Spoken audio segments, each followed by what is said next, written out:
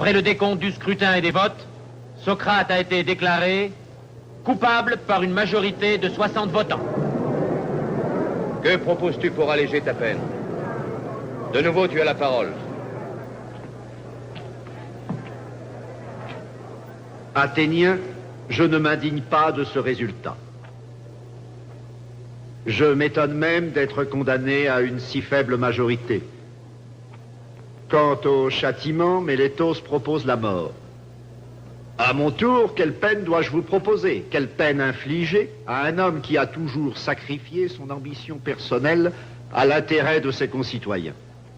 Pour être juste, il ne faut pas le châtier, mais au contraire lui accorder quelques récompenses. Et je parle maintenant comme s'il s'agissait d'un homme quelconque, et non de moi, Socrate. D'une part, cet homme est pauvre, d'autre part, il doit continuer son œuvre. Où mettons les citoyens illustres pour qu'ils puissent vieillir à l'abri du besoin? Où mettons les bienfaiteurs de la cité? Au Prytanée. C'est donc au Prytanée que vous devez m'envoyer. Réfléchis, Socrate. Ne cherche pas à provoquer l'Assemblée. Cet homme a bafoué la dignité du tribunal. Mais que proposer d'autre? Une amende? Autant dire la prison à vie, car je n'ai pas d'argent pour la payer. L'exil?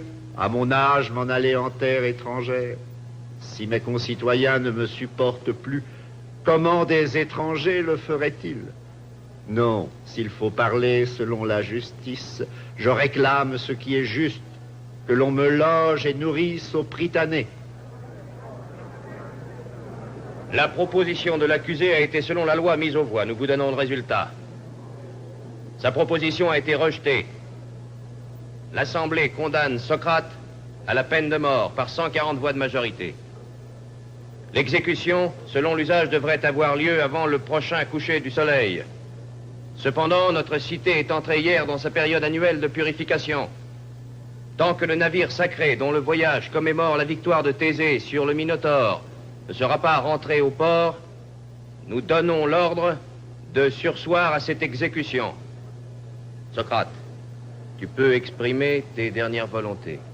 Citoyens d'Athènes, si vous aviez patienté quelque temps encore, la mort serait venue d'elle-même vous débarrasser de ma présence.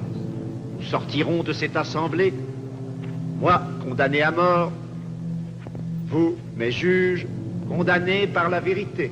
Et tout le temps qui vous reste à vivre sera marqué par l'injustice que vous venez de commettre.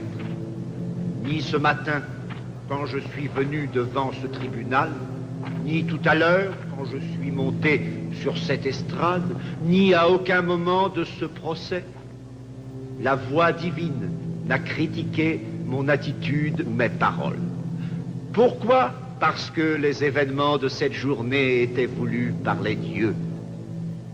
Quant à la mort, ou bien c'est un sommeil interminable, ou bien le séjour de l'âme dans une demeure éternelle.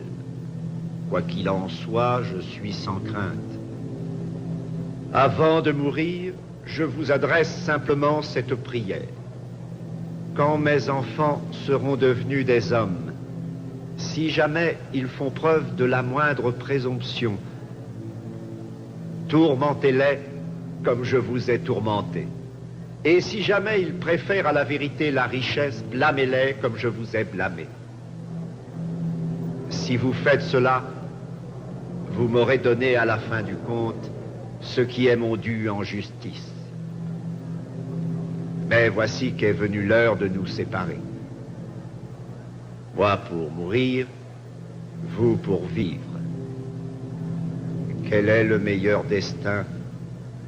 Personne ne le peut dire, sinon la divinité elle-même. Je vous salue.